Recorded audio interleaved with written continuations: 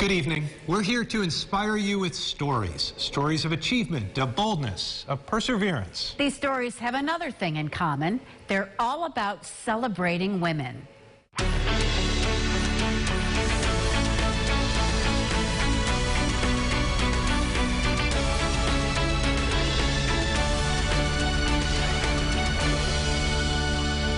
This has been an historic year for women in America. From the midterm election to the Me Too movement, women's voices are being heard like never before.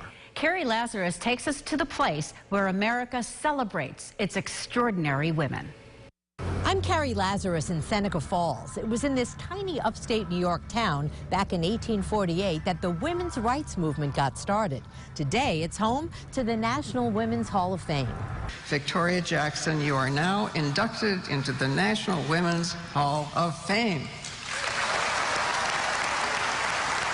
This is the 50th anniversary of the hall, honoring American women for their enduring contributions to the nation and the world.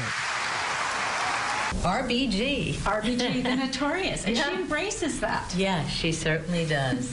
There are 276 women on these walls. Edith Wharton. I love her books. And authors, astronauts, actresses, athletes, and of course, the suffragists. Many are world famous. I think she's local. Some you've never heard of. And that's the beauty when people come to the hall and they look around and they ask themselves, why don't I know about this person? Why don't I know who invented pediatric cardiac surgery techniques? You know, that kind of question. Oh, that's cool. There are artifacts, the program from Billie Jean King's match with Bobby Riggs. This outfit donated by Amelia Earhart's family. The torch carried from Seneca Falls to a women's march in Texas. There was one of two of them. The other one's at the Smithsonian. And many items are in storage because the hall has outgrown its space. But that's about to change. The old Seneca knitting mill, 4 times the size of the current hall, will be the new Women's Hall of Fame. I mean, this is challenging. Such an old building. Built when the women's rights movement was born, it's being turned into a world-class showplace for the history of American women. Even our small little hall is inspiring, and this will be so much better. It's here on the 3rd floor that the past and the present really come together. Visitors can look over the water and see the Wesleyan Chapel, the site of the Women's Rights Convention in 1848. There's nothing little about this project. This is a special project that will leave a community stronger and better, and leave a history and honor women that have done incredible things. Because it's really taken shape. The new Hall of Fame is being built in phases. Organizers are fundraising 1 floor at a time. The first phase of the project will be completed in September, just in time for the induction of this year's class. At the future home of the National Women's Hall of Fame in Seneca Falls, I'm Carrie Lazarus. Here are the women being inducted into the National Hall of Fame. Famed attorney Gloria Allred, activist and author Angela Davis, lawyer and activist Sarah Deer, actress Jane Fonda, U.S. Air Force Colonel Nicole Malachowski, artist and suffragist Rose O'Neill, Rochester Congresswoman Louise Slaughter, Supreme Court Judge Sonia Sotomayor, composer Laurie Spiegel, and world-renowned virologist Flossie Wong Stahl. They'll be inducted at a ceremony in September at Del Lago. Of course, Seneca Falls, Rochester, and all of Western New York are the cradle of the women's rights movement. And during Women's History Month, a Rochester company has extra reason to celebrate. It's been chosen to tell the story about one of the most important periods of American history, women's suffrage.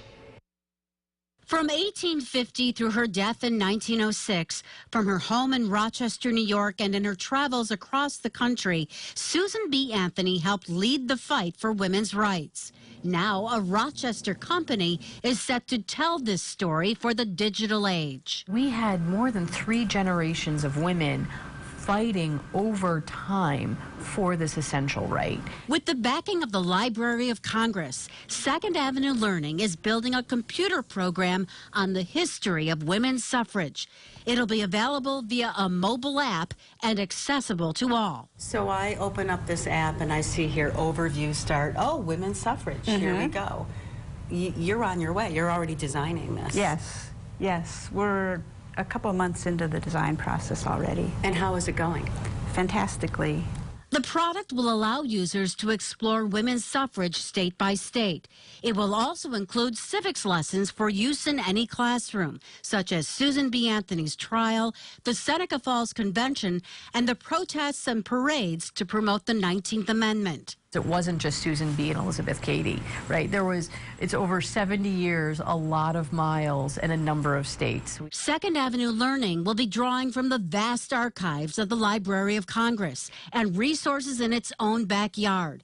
The Susan B. Anthony House, University of Rochester, and even the Strawn Museum of Play, which will help test interactive games. We start with storyboards, and then we move on to designing the app. Of all the companies in the country to tell this story, Second Avenue Learning may be the best suited for the job.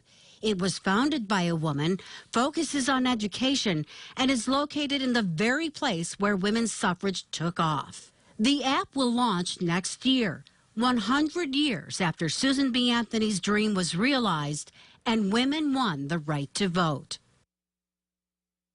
Second Avenue Learning hopes to launch part of its app beginning in November, the month the country began ratifying the 19th Amendment state by state.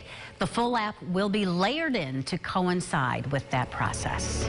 A force on and off the field. Abby Wambach talks about life after her professional soccer stardom.